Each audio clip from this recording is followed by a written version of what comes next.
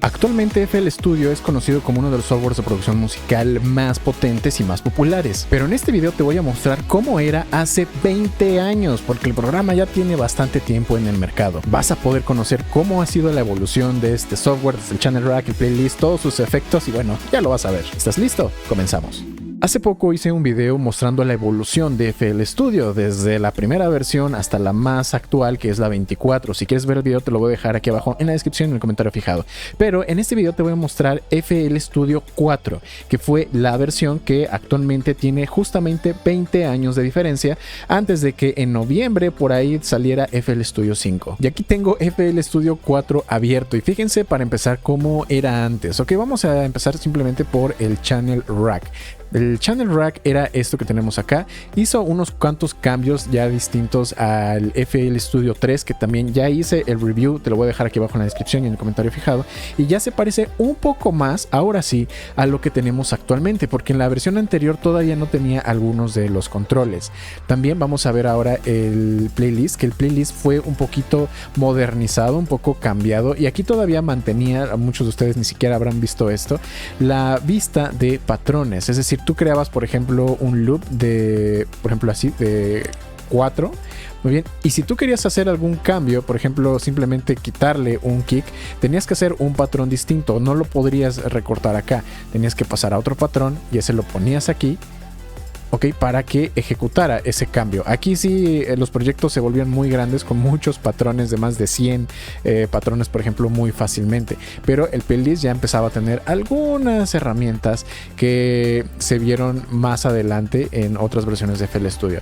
Pero creo que lo que en verdad fue un cambiazo fue el mezclador. Si viste el video, si ves el video donde hablo de FL Studio 3, vas a ver que solamente había 8 o 16 canales, no había más, y no existía esto para tener el control, ¿no?, de la ecualización, de los efectos. Y aquí además tiene esta vista, ¿no?, A, B, C, D, con lo cual en realidad ya tenemos hasta 64 canales que podemos utilizar para los efectos. Antes estaba muy limitado, y aún así pude hacer una canción en tiempo real en un live stream donde hice un psytrance más o menos decente.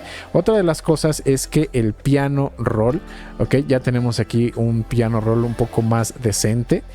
Ok, ya podemos tener esta vista que se ve un poquito más realista, el velocity, los colores y algunas otras herramientas, okay, que conocemos. Tenemos también aquí algunos de los tools para cortar, para hacer el strum, randomize.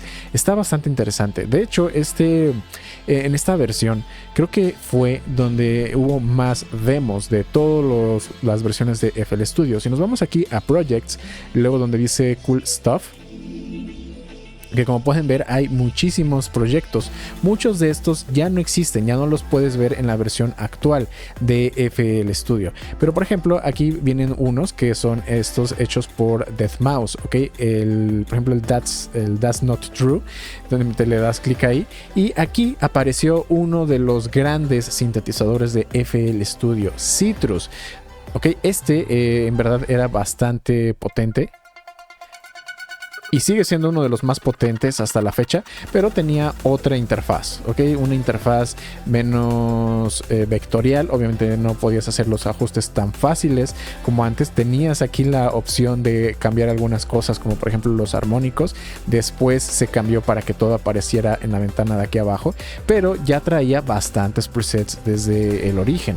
Así que ya era mucho más fácil hacer sonidos y hacer canciones que tuvieran mucho mejor sonido directamente con FL Studio 4.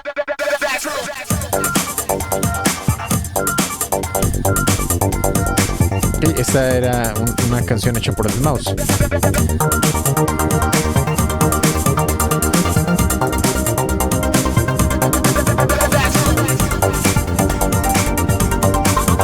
Yo todavía, en la versión con la que yo comencé fue FL Studio 6 y todavía me alcanzó a ver este proyecto, y porque muchos de estos los borraron después.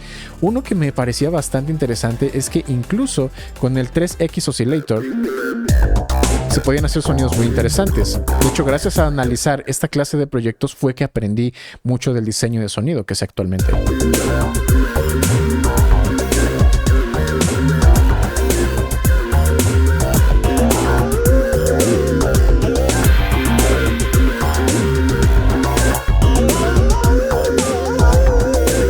Obviamente la vista de patrones era muy poco visual, no podías identificar qué era lo que estaba pasando en cada uno de estos, hasta que ibas, seleccionabas el patrón y ya lo veías dentro del channel rack. Y aquí te dabas cuenta que, pues bueno,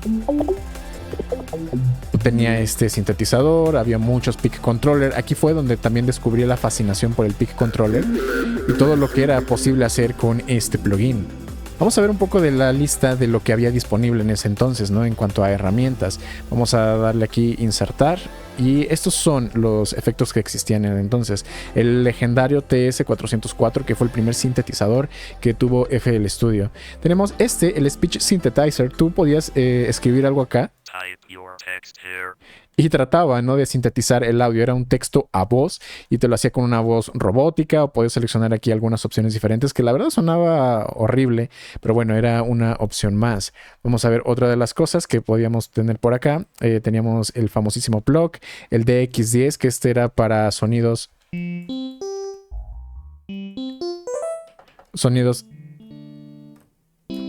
ok, hay muy tipo de FM, tenía su cantidad de presets. Se pueden hacer cosas interesantes todavía con el DX10. Otro de los que tenemos por acá también es el FL Slayer, la emulación de guitarra eléctrica, el FL Keys, el 3X Oscillator, que en ese entonces se veía de esta manera. Ok, muy parecido al TS-404, de hecho. Vamos a insertarlo por acá. Como pueden ver, ok, es muy parecido. Vamos a insertar otro también. Tenemos, bueno, como ya vimos, Citrus. Tenemos el Granulizer. Y también tenemos el SimSynth, que es otro sonido, otro sintetizador clásico.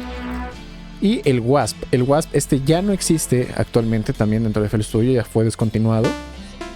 Pero podíamos combinar algunas síntesis, por ejemplo, de modulación de anillo, FM y PWM.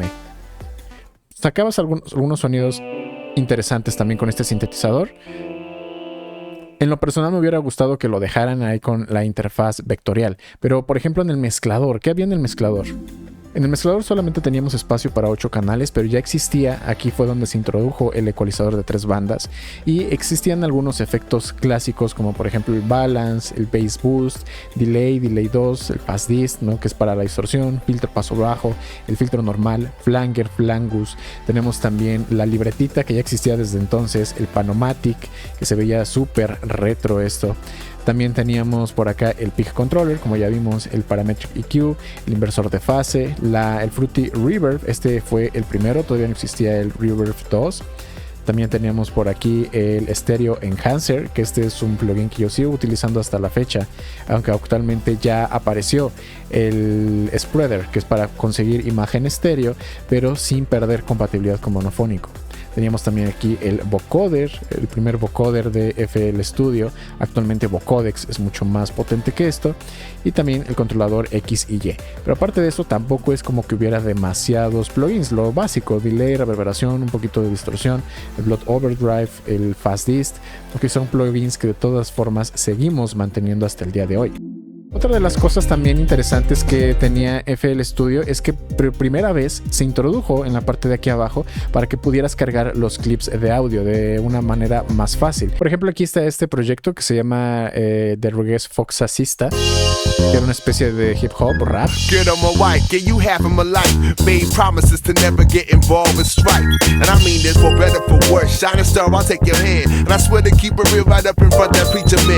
Muy bien, y esto fue una gran diferencia, ¿no?, de poder poner aquí directamente los clips de audio. Pero de hecho, algo que todavía no existía y de lo cual le hacía falta y salió hasta la siguiente versión, eran los clips de automatización. Aquí, si yo le doy clic derecho, por ejemplo, a esto, puedo hacer edición de eventos, pero todavía no existía el clip de automatización. Si tú querías hacer una automatización de algo, tenías que hacerlo directamente con una edición de eventos, ya sea en tiempo real o dibujándolo. Okay, pero de otras formas había automatizaciones.